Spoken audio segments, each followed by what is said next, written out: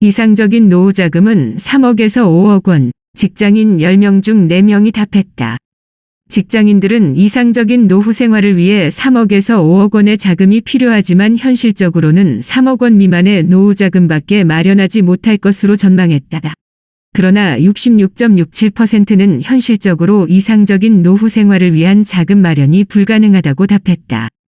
응답자의 35.42%는 현실적으로 모을 수 있는 노후자금은 1억에서 3억 원 미만이라고 답했으며 3억에서 5억 원 미만이라는 응답은 10.41%에 불과했다.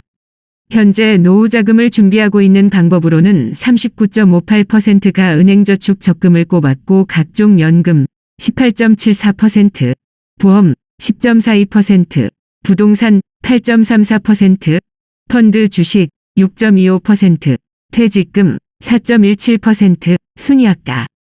반면 준비하고 있지 않다는 응답도 12.5%에 달했다. 이상적인 노후 생활을 위해서는 절반이 넘는 54.17%가 돈을 꼽았다.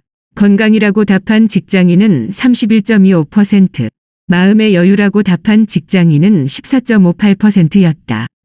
또한 이상적으로 생각하는 노후 생활에 대해서는 창업 또는 개인 사업으로 사회생활을 지속하는 것이라는 답변이 31.25%로 가장 많았다. 2015년 설문이니 약 6년 전의 이야기다. 2020년 기사를 하나 더 보자. 노후가 즐겁다. 은퇴를 금태로 만드는 3가지 비결. 100세 시대, 준비 없이 다가오는 노후만큼 불안한 게 또 있을까? 상당수 직장인은 50대에서 60대가 되면 은퇴를 맞이하지만 기대 수명이 늘면서 은퇴 후에도 길게는 30년 이상의 인생을 살아야 한다. 40대가 골든타임, 투자 목돈 쥐고 있어야. 노후 대비도 빠른 시작이 관건, 30대부터 연금, 부동산 있다면 금상첨화, 주택연금으로 4층 탑 완성, 금태족이란 새로운 용어가 등장한다. 그리고 조금 더 적극적인 준비로 전환되었다. 금태족이 되기 위한 골든타임은 40대다. 금태족과 일반인들의 금융자산 격차는 30대 초반, 30에서 34세에는 1,000만 원, 30대 후반, 35에서 39세에는 5천만 원가량 낮지만 40대 초반부터는 1억 2천만 원으로 2배 이상 커졌다. 45세 이상에서는 2억 원 이상으로 대폭 벌어졌다. AGP 2.0 극강 수익률 프로그램이 추구하는 1억 5천, 2억 원, 2억 5천 플랜 구성이 정확히 매칭되고 있다. 40대 초반부터 50대 초반 예비은퇴자를 그 대상으로 하였던 것과 같음을 알 수 있다. 2018년부터의 추정 예상이 적중한 것이다. 1년이 지난 2021년 현재도 트렌드는 이어져 오고 있다. 계속해서 기사의 내용을 살펴보자. 안정적 노후를 위해 1. 한국인의 노후 대책 최전선이자 마지막 보루인 국민연금 2. 노사 합의에 따라 기업이 제공하는 퇴직연금 3. 개인이 자발적으로 마련하는 개인연금이란 이른바 연금 3층 탑을 쌓아야 하는데 금태를 위해서는 이 위에 주택연금을 더해 4층 탑을 쌓아야 한다는 의미다.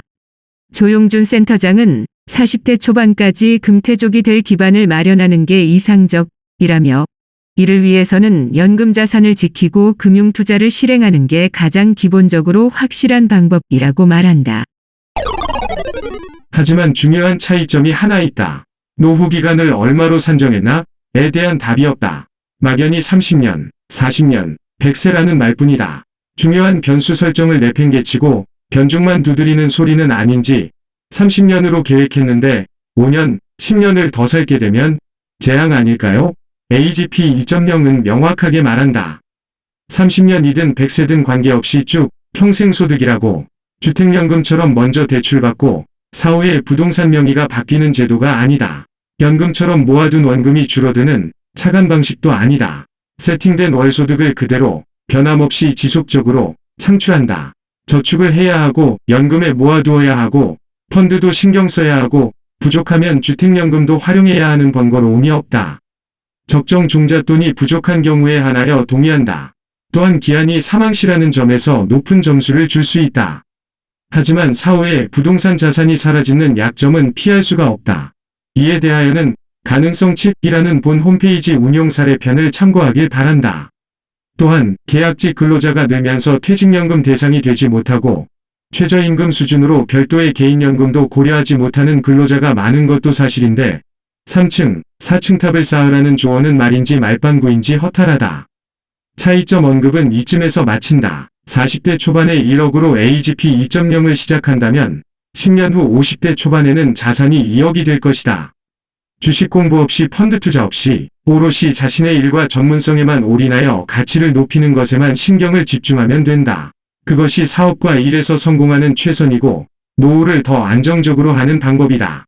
아래의 그 사례를 보자. 사례 1억의 금융자산이 있는 고객이 설명은 수긍하면서도 못 믿어왔던 고객은 자산의 반인 5천만 원만 AGP 2.0의 관리를 맡겼다. 4년이 지난 지금 고객의 금융자산은 6,100만 원 정도 되었고 AGP 2.0으로 운영한 자산은 7,200만 원이 되어 있다. 개인적인 운영이 나쁘지 않지만 주식이며 펀드며 자신의 전공과 무관하고 경력으로 써먹을 수도 없는 애매한 시간만 버리 것은 아닌지. 그런 반면 AGP 2.0은 고객과 약속한 착실한 수익력으로 보답하고 있다.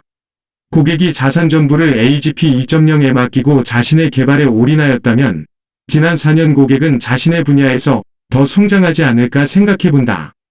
고객은 5천만 원을 6,100만 원으로 불렸으니 1,100만 원의 수익이다.